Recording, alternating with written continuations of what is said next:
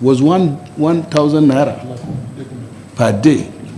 Right now, with the increase, they are being paid, Chairman, they are being paid 3,000 naira only out there. 3,000 naira. So the president now saw it and he was even embarrassed and said, no, it should be doubled. So now a recruit is being paid 104,000 naira.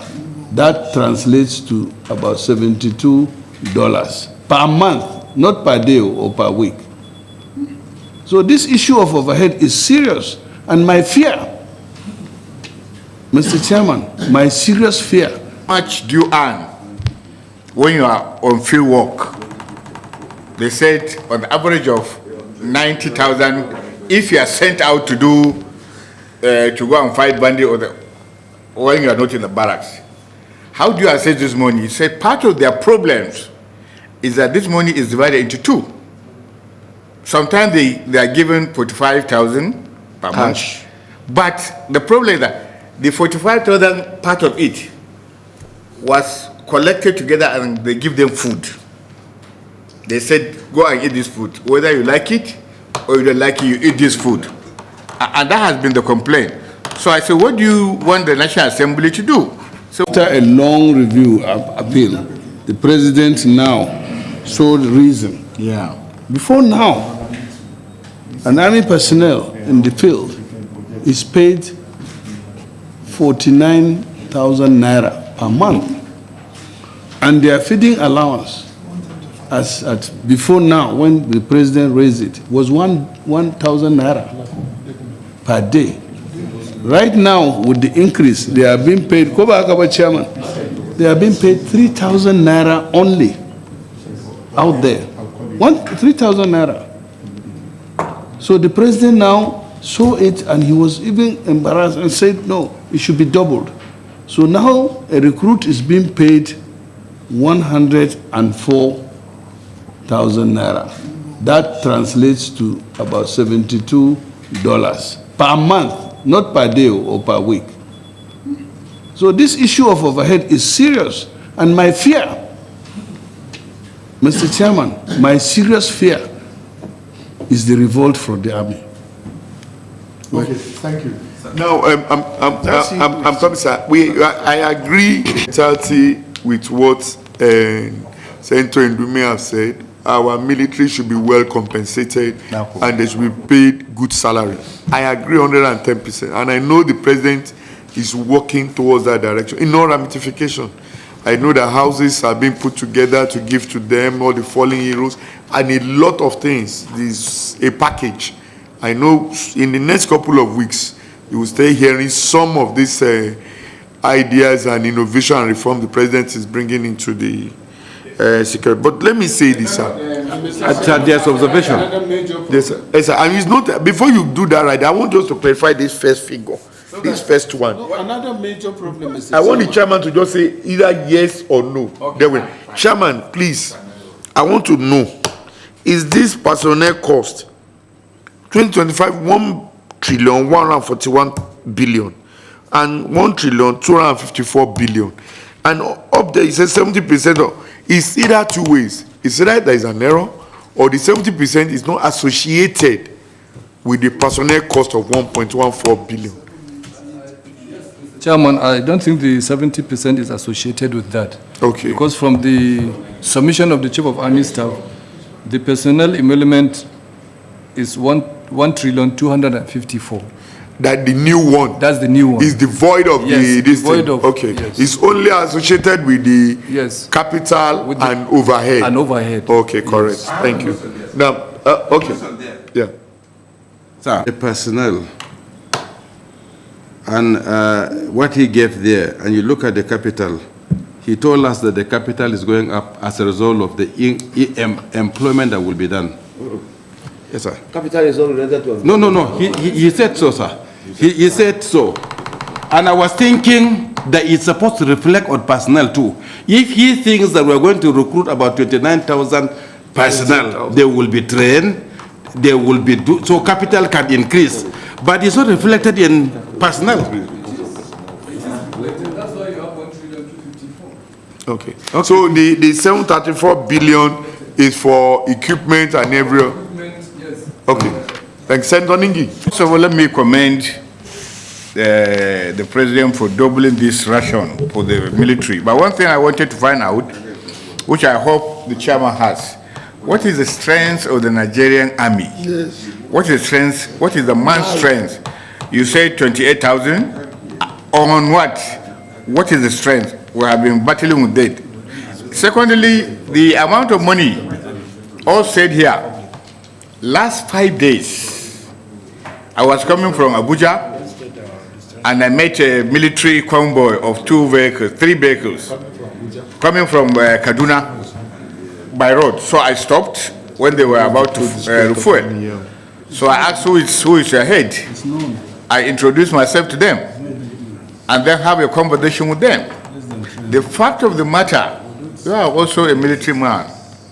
Where monies are actually appropriated to take care of this gentleman, I said, how much do you earn when you are on field work? They said on the average of 90,000 if you are sent out to do to go and fight bandit or when you are not in the barracks. How do you assess this money? He said part of their problems is that this money is divided into two. Sometimes they are given 45,000 per month. But the problem is that the 45,000 part of it was collected together and they give them food. They said, go and eat this food. Whether you like it or you don't like it, you eat this food. And that has been the complaint. So I said, what do you want the National Assembly to do? So well, so far, if the 90,000 for field workers will be given to them at the end of the day, they'll be happy. But for their seniors to now say they must go and eat in a particular location, go and eat, whether you like it or not, eat. This 45 will be given to them, and this 45 doesn't even go to them as adjournment due. So it's problematic, and it's important for the chairman and to know that Oversight, meet these officers, you are one of them. You know what is happening. The federal government will send a chunk of money, but I also know, as a matter of fact, that the federal government, through the president, always sent intervention fund. And this intervention fund, because of the bureaucracy, they don't tell the National Assembly. They don't allow the National Assembly to know the intervention fund. More often than not, when you raise it, they say it's not appropriated. No money in this nation will be sent out without appropriation by the National Assembly and spent in a manner prescribed by the National Assembly. Even under emergency. Even under the emergency. So even when the president spent, you could see he reflects back. I said, I've spent this money, but you have to give it legitimacy. But the security agencies, more often than not, because of the security nature of their job, they don't want us to know, they don't want to open their books, and at the end of the day, it is the common military, the common person that are suffering. And these are people who go out and put their lives in front. Most open officers are always behind and giving tactical advices. I am sure the only thing that we need to do as a committee, Mr. Chairman, is to enhance our ability to oversight. Okay. Thank you. Yeah. Mr. Chairman, very important issue that we must address as a Senate or as a committee is about the releases to the Nigerian Armed Forces. Not only the Nigerian Army. Your mic. Mr. Chairman, one very important thing that we discuss or we should prioritize is the issue of security and welfare of citizens. That is the purpose of government. In a situation where you have our citizens laying their lives down in all the virtually 36 states in order to have peace in this country. And in this budget, despite the fact that this is a new change by the president, this is the time that we have near 10% of the budget. Mr. Chairman, for me, out of this 58 trillion, if half of it would be spent on to secure Nigeria, so be it, and it's worth it, and Nigerians will clap for us. Okay. Not only now, during the last, when I was Chairman Army, I insisted and I spoke to the then president personally. That when they introduced, with their support, they introduced the front-loading system. All these figures that we are reading out here, the Chief of Defense Staff and Chief of Army Staff will have to be calling minister, begging them to go into Ministry of Finance and all that. These monies, Mr. Chairman, we should put it in our budget, that having declared issue of emergency, state of emergency, their money should be front-loaded, either 50%, so that they can go and work and ask them. Finally, let me say about this feeding. And because I know, Chairman, we are always in it. The feeding allowance that they are paying now is only 3,000 per day. You cannot be giving soldiers 3,000 every day. So what they do, the supply and transport prepares the food, because you cannot be at a point in your bait and then leaving that bait to go and look for food. No. So they bring the food to them. Ration. The ration. So that ration is from that year 3,000. The soldiers are saying, give me my 3,000. So that is the problem. Come back, Chairman. I think you should allow. Yes, that's the issue. That's the issue.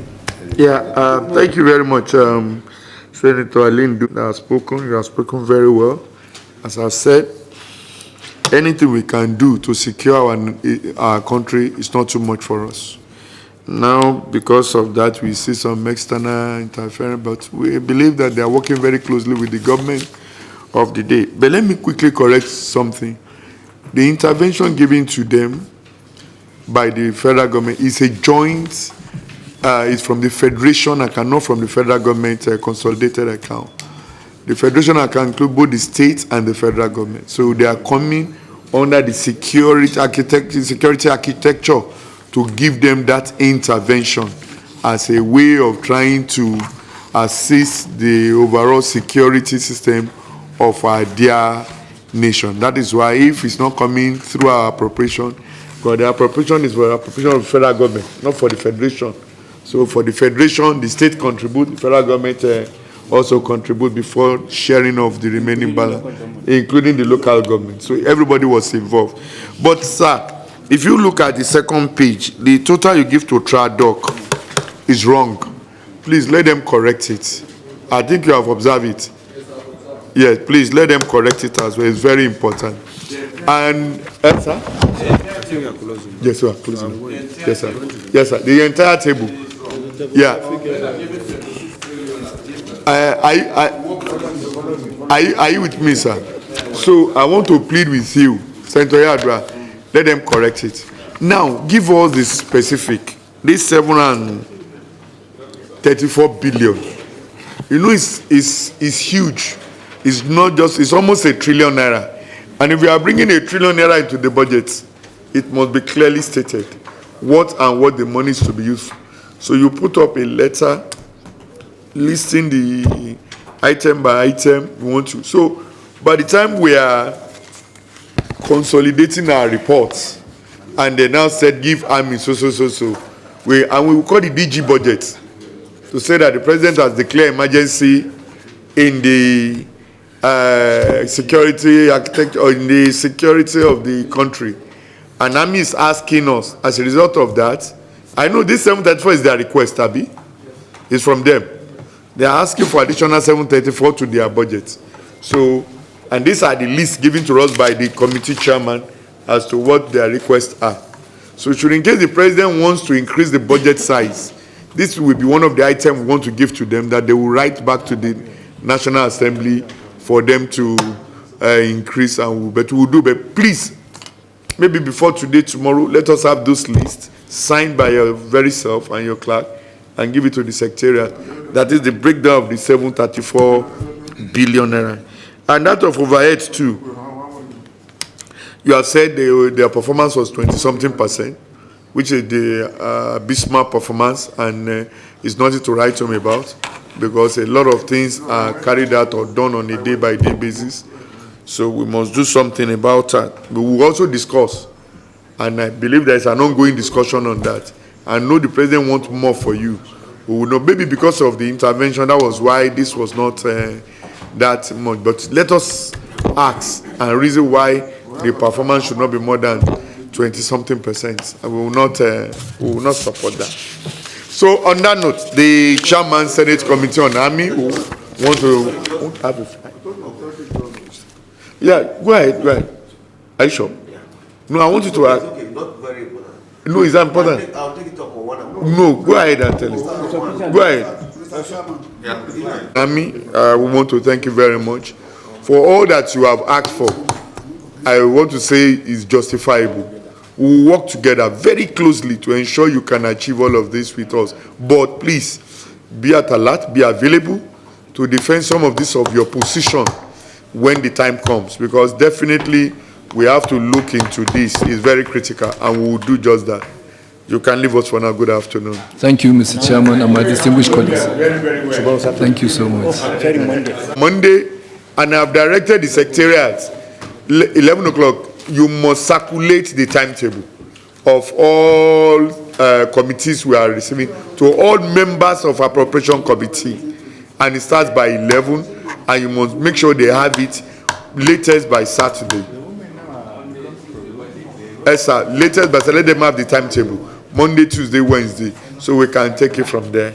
So motion for adjournment. Move for adjournment, Mr. And one side, even if I don't come, the deputy chairman take charge, and it starts 11. Even if I come, I can come and join later, but it starts immediately. Motion. The motion is moved by our leader. Yes, I have moved by our leader, Senator Adamu Alero, and seconded by Senator Mustafa Saliu. The committee stands adjourned to Monday, the 22nd day of February at 11 a.m. We rise.